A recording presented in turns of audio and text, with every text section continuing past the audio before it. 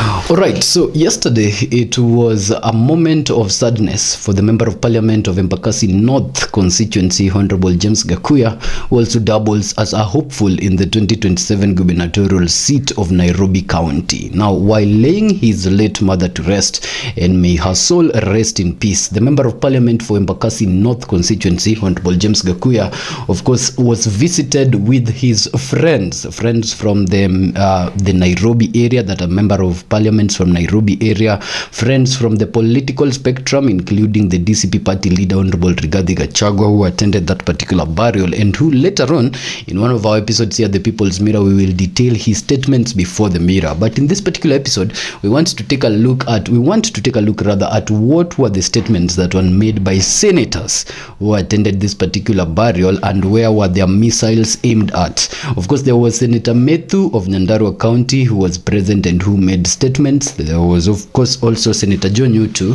of the Murang'a County, who was the host senator of these senators that attended that particular function. And of course, there was also Senator Sifuna, Edwin Sifuna of Nairobi County, who is the Secretary General of the ODM party and doubles as the Deputy Minority Leader within the Senate. Now, they made some political statements to the effect of now and 2027, and we want to put those statements before the mirror, before later on we put the statements of Rigathi Gachagua entirely before the mirror. The reason why we're doing this is, of course, because 2026 is the last determinant year.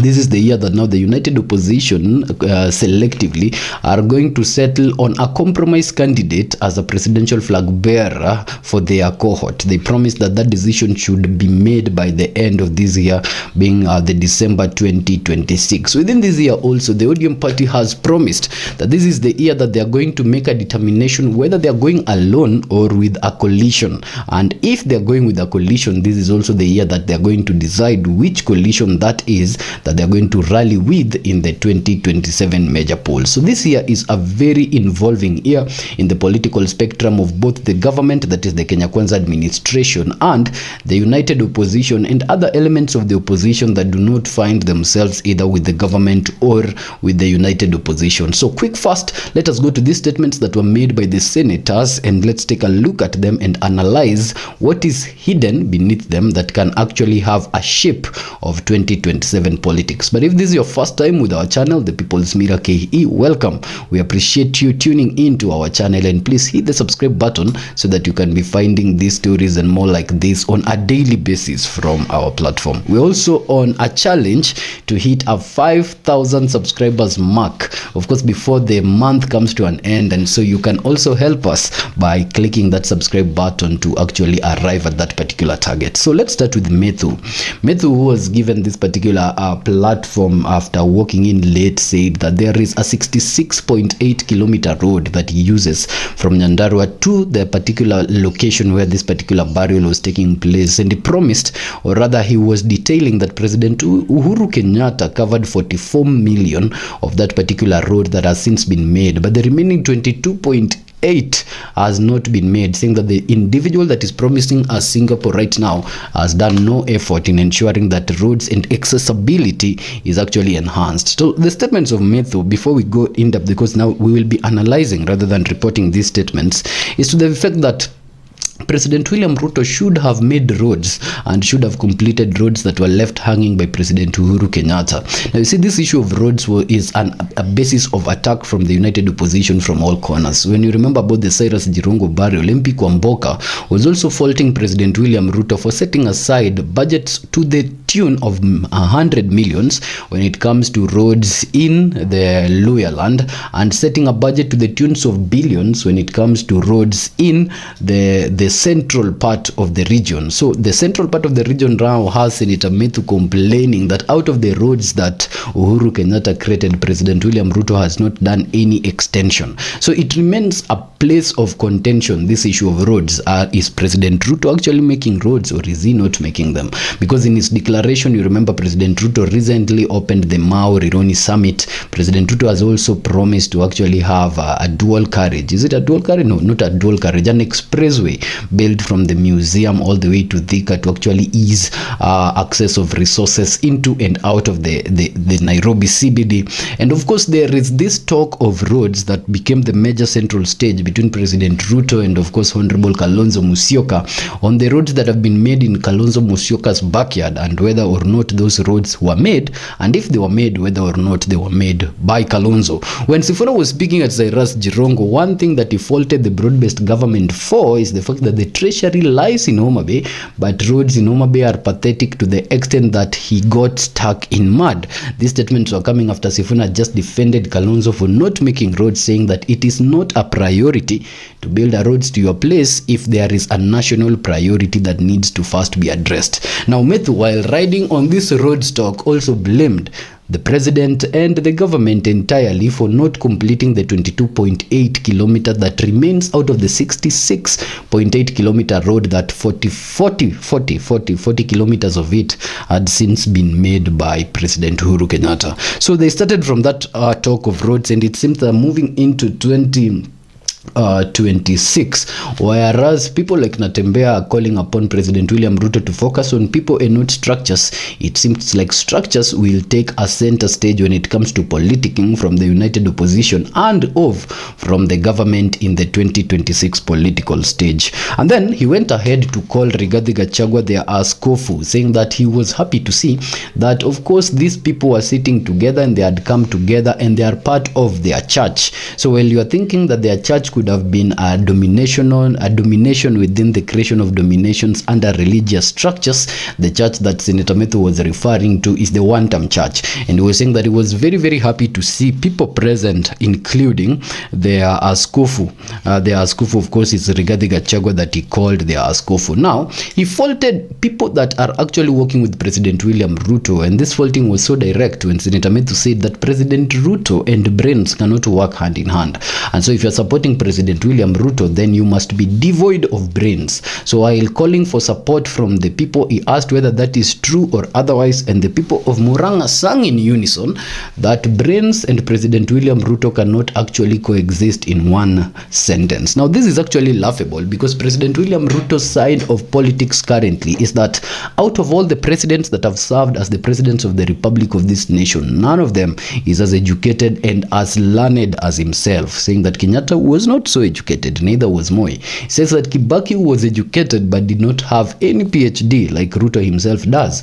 And of course, he says that Uhuru Kenyatta also did not meet those qualifications. President William Ruto in the previous year has been quoted saying that he actually portrays a best leadership for the people of Kenya based on his qualification and of course his wide knowledge and reading of the book, to the tune that he has attained the term doctor. Now, these particular statements, or rather academic qualifications, were downplayed yesterday by Senator Methu in Murang'a, when Senator Methu was now saying that brains and Ruto cannot actually coexist in one particular sentence. We don't know the weight or we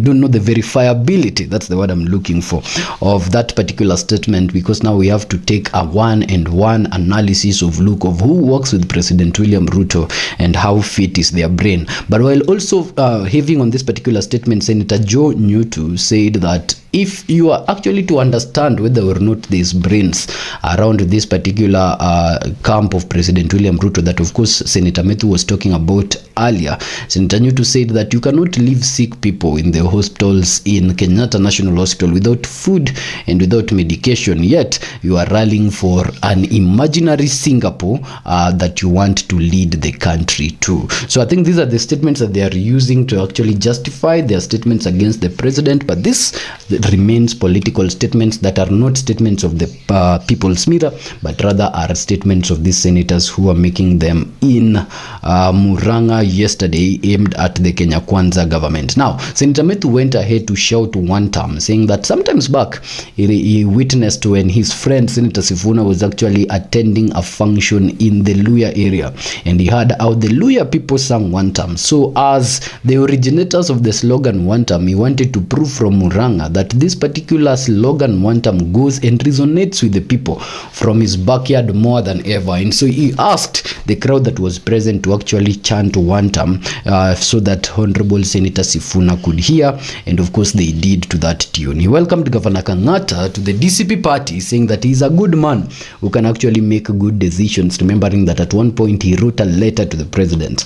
And so while they were later referring to Honorable Governor Irungu Kangata, including the reference that was made by Honorable Rigathi Gachagua, they called him Mtu wa Barua. And now they welcomed Kangata into the DCP party, saying that if he joins the DCP party, then he will actually have a very easy run in 2027 and beyond. But if he fails to join the DCP party, then the fate of those who do not support the DCP party within the mountain will most likely befall him. Later on, we'll take a look at what Kangata said, but here's the comment from the People's Mirror. Kangata took a very interesting approach yesterday. First, you have to understand that Kangata is celebrated as one of the most performing governors under this 2022-2027 period, and to that tune he has developed Murang'a so succinctly that people can see his developments. Kangata, I remember sometime, apologized for a delay of an installation of a medical equipment that he had promised his people. Now, he didn't fail to install it. He only installed it a few days later,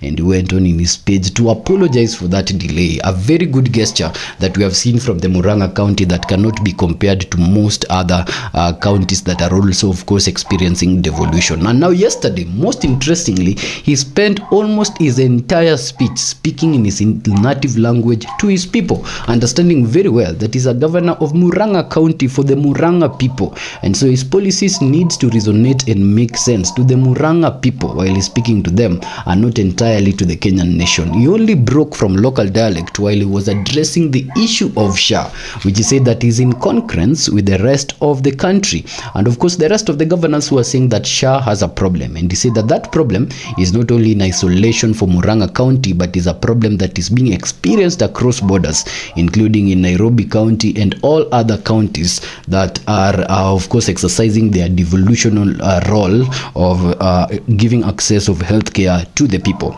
But back on Senator Methu, he reinforced the mountain dominance of Rigathi Gachagua, saying that Rigathi Gachagua is the mountain kingpin. Now, this puts a stop to the silent voices and of course over 14 parties that we have detailed here at the People's Mirror sometimes back that are coming out of the mountain, and each want a negotiating voice in the 2027 table. The PNU party that is currently under Honorable Munyo was of course clearly stating that they do not actually support the positions of dominance of one particular candidate, but of course they also do not support the policies of President William Ruto in this term. There is of course the Sifuna party that is headed by Honorable Jimmy Wanjigi, that sometimes back earlier in the last year we had covered in the People's Mirror, had distanced themselves from the unity of the mountain. So these other parties that are not the DCP party or the Jubilee party, or are not within the arrangement of the united opposition right now and do not owe any allegiance to Rigathi Gachagua,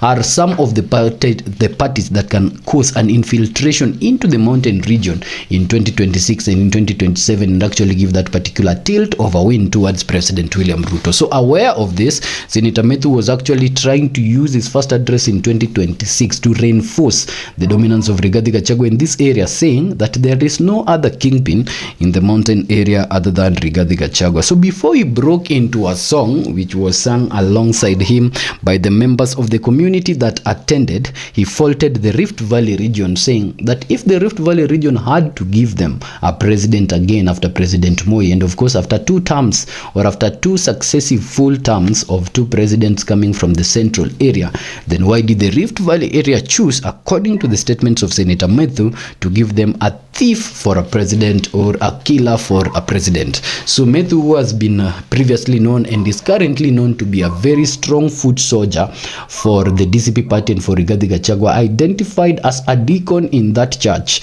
saying that he is aware that the bishop is around, bishop being Rigathi Gachagua, and him as a deacon will walk the ground until 2027 to ensure, among other things, that of course they deliver the win towards the DCP area. So let's go back to Johnu, who also made very quick statements before we take a look at Sifuna's statements, which were aimed at Mbadi, and then we can do another episode later on Rigathi's statement. So Johnu angrily lectured President Ruto a good one. He said that the president mistakes vision for hallucination. Now, Senator Johnu said that whatever we are having with Singapore is much of an hallucination rather than a vision, because if it's a vision, then it needs to take into consideration whatever is happening in the country right now. And so Senator Johnu says that it's an hallucination, not only because of the size of Singapore, which is way smaller than our size, but because we have not taken care of the key things that are pricking us, yet now we are promising the country yet another dream that will take over 5 years to enforce, being the Singapore dream. He downplayed President Ruto's dream for Singapore as a mental health problem, asking the doctors around President William Ruto to have a check on his mental health.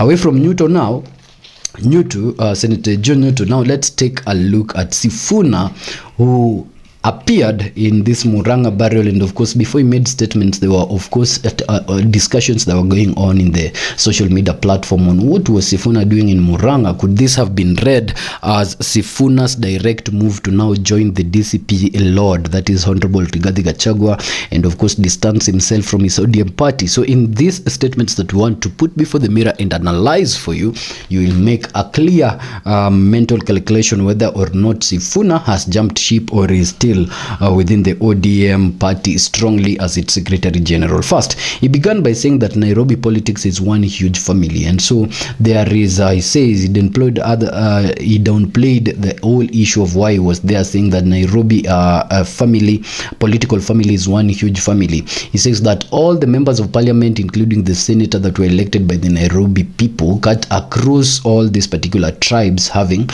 Hindus in it, having Greek people in it, of course Sifuna called Esther Passaris citizens of the Greece, having Kikuyus in it, having Luyas in it, and so on. So he said when Honorable Gakuya's mother passed on, then it was a politic body of the Nairobi going to actually mourn with Gakuya, and it was not a political decision that was being made in isolation. So he said at this point, there are people who would feel like there is a need to decide for him who his friends are and who his enemies are, and Sifuna said no one absolutely is going to decide for him who his friends are and who his enemies are. He says that Nairobi, they elected everyone including Esther Passaris, that now Honorable Sifuna says comes from Greece, saying that they even gave a Greek personality an opportunity to become the women representative of Nairobi. Of course Esther Passaris has a Kikuyu name. I do not know why. Of course, Senator Sifuna was tying the Greek personality to Esther Passaris. Perhaps if we do a research later on to see whether or not Esther Passaris comes from the Greece. But of course, the issue of dual citizenship might affect her position. Now, we will not delve much on where that joke came from. He, of course, did a good image on Gakuya as a good legislator. He said that Nairobi is a place that called for all votes. See, the Kamba votes, the Kikuyu votes, the Luya votes, the Luo votes, and all these votes, of course, decide who becomes a leader in Nairobi. And so when there is a problem that has come out of the membership of this particular politic body being the Nairobi, then it calls for all the leaders to show up. Of course, I think that put a stop to every allegation that was there that Sifuna might have just been here as a result of Rigathi Gachagua. He tried to use the first few minutes of his speech to say that irrespective of the fact that he could have been there because of Rigathi Gachagua, his main reason for being in Murang'a yesterday was because of the closeness that Nairobi electorates expect from the people that they elected to power. And out of that closeness, he had to be there and mourn with his friend, Senator, not his friend, Senator, but his friend, the member of Parliament for Embakasi North, Honorable James Gakuya. So Father Sifuna said that no one will select for him his friends, as I said, as his enemies, and then he attacked President Ruto's recent statement. Now, President Ruto recently has been making this statement that no one is actually elected because of how they look, or because of how many beards they have, or because of whether they have hair or not, and all that stuff. And he said people are only elected just because of what they do as their track record. Now, Sifuna was actually making a jest out of this statement, statement saying that if someone has a problem with Methu for actually having long hair and beards and actually not shaving them, then that is not his problem. He will not fail to actually unite with Methu and other colleagues based on other people's preferences. So that was a jest that was actually just putting to a stop President Ruto's latest remarks that people are actually elected for who they are and what they have done, not for how they look. So Sifuna now joins Gachagua in saying that tumechoka na Kasongo, and Sifuna says that where he comes from, it is one term, including all the regions that used to support Raila Amolo Odinga prior to his death. He says that now out of all those regions, the slogan still remains one term. And so he says from where he comes from, it is one term, na hata wao wamechoka na Kasongo. So later on, there was also a talk on voter registration, and this was very interesting when Edwin Sifuna said that when the government will open the platform for mass voter registration, then he will be among the people that will actually see to it that youths actually register in mass numbers. And he says to ensure that this happens, this voter registration kits will be taken everywhere, including in clubs. He gave an example with Quiver Lounge, where he says now this particular voter boxes will have their access there to ensure that the youth vote. So of course this just downplays the image that has been created recently that of course the youths do not actually have access to voter cards, and even if they have access to these institutions or places where the voter cards are being registered, they are not taking it seriously upon themselves to actually go have those voter cards registered. So it's a promise from this particular senator of the city that when this decision will be made a mass decision, and when parliament will release the funds to ensure that it is a mass voter registration, then he promises on behalf of the camp that he comes from to ensure that Kenyans vote. In the 2026 year, we are going to see a lot of voter mobilization, because both the United Opposition and of course the Kenya Kwanza government are having on this mass voter registration to turn up numbers in 2027, and the major target is going to be the youths. And so these creative ideas of taking kids where the youths are rather than expecting the youth to go where the kids are might be the way forward in 2026 mass voter registration campaign. If that can be done so that these kids can find youths where they are, where they're doing their juakalis, where they're attending church services, where for example they are going to party like in Quiver, where now Honorable Sifuna gives an example, then this gives a promise to either camp that youths might now take the voting registration seriously. But it's also still a call for every youth that's out there that if you have an opportunity to go close to where this particular voter registration exercise is taking place,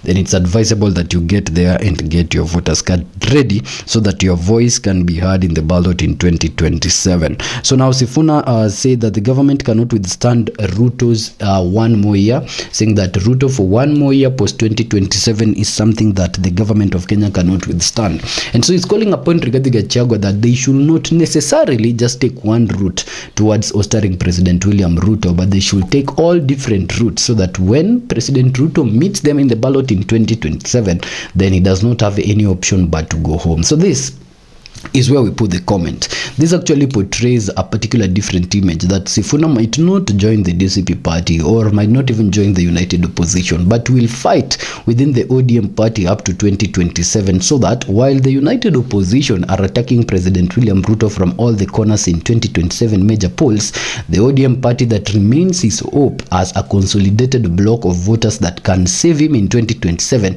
will also be having serious infights coming from people like Sifuna, who will not now join the opposition but will fight the broad-based government from within. Later on, we will detail for you the approach that the United Opposition is now taking moving into 2027, and such like strategies will of course come out very, very clearly. So he has defended his apology to Uhuru Kenyatta, and this was the most juicy part, saying that it was based on the support that Uhuru Kenyatta gave them in the 2022 elections. Now Sifuna explained that in 2022 elections, it was very difficult to penetrate the mountain area, irrespective of the promise that they gave the people, including the 6,000 that they were to pay people monthly.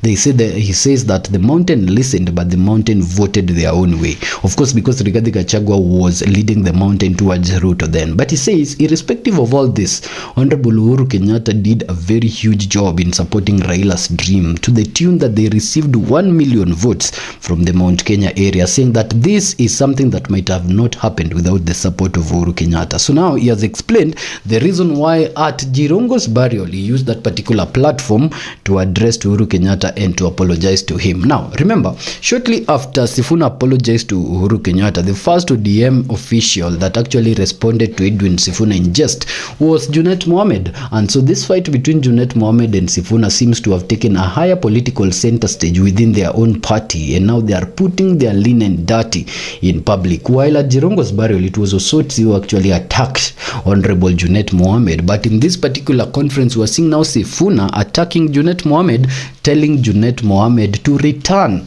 Uhuru Kenyatta's money, saying that when you find a new sponsor, you do not forget the sponsor that removed you from a bedsitter. Let's save a little more comment on this. Now, Junet Mohammed has been blamed in the 2022 election to have been an individual that set Raila for his failure. Not only on the resources that now comes from Sifuna's revelation yesterday, but the fact that towards the end of the time that now these elections were being done, Junet deserted Raila and Junet went quiet for quite some time. And now there was even a revelation, and we detailed it in our other channel, the Civic Lens, sometimes earlier last year, that Junet Mohammed actually would drop Raila and pretend to be going a further distance, only to go to his house which was close to Raila. And sources close to Raila revealed that Raila did not know that Junet Mohammed actually lived next to him out of all those trips that they had been making with Junet Mohammed. So Mr. Junet Mohammed's name is actually being mentioned, and not in positive terms, as an individual that not only took money meant for campaigns to enjoy himself, but also deserted his camp when he was needed the most. Now, Sifuna did not keep quiet with these details yesterday when he told Junet Mohammed to return Honorable Uhuru Kenyatta's money, saying that Uhuru Kenyatta gave so much money for Raila's campaign so that this money could get to the agents, and the agents could of course facilitate campaigns in the grassroots levels, but Junet Mohammed used that money for his own personal gain. So Sifuna told Junet that no one can actually remove him from ODM, telling Junet to actually face him with facts if Junet feels like Ruto's money is now sweeter than, of course, President Uhuru Kenyatta's money. These attacks of Junet are mounting, with videos of Junet now circulating online in the X space of when he was being arrested and how Orengo actually went to save him. And right now Junet Mohammed is hurling his insult towards Orengo just because of this disagreement around the broad-based area. So it seems that their dirty linen is picking up with the first few days of 2026, and as we are worrying about ODM as a structure, much focus is now being put between the fight of Sifuna and Junet Mohammed, and who is really going to win out of it. He now tells Junet that he stole Uhuru's money and ate them, saying that is the reason Raila lost. He said that Junet should remember the sponsor and do not forget the one that removed him out of a bedsitter. In a shocking revelation, Sifuna said that finally he is free to say what Raila told him towards Raila's death. And Raila said that in 2027, must go home. So he says that Ruto is not in the equation of 2027. And if he is, then that is not an equation that Raila Odinga himself took part in. It's been a pleasure recapping for you what happened out of the statements that were made by Senator C yesterday. Of course, that was in Murang'a County at the burial of the mother of the Member of Parliament for Embakasi North, Honorable James Gakuya. Keep it here at the People's Mirror as we detail to you more statements that came from Rigathi Gachagua, who is resurfacing on the third day of the year after being silent for over a week towards the end of the previous year. This is the People's Mirror, and we will keep you detailed out of what happens in the Kenyan political scene. Of course, if this is also your first time here, thank you for keeping it to the end of this video, and please hit the subscribe button.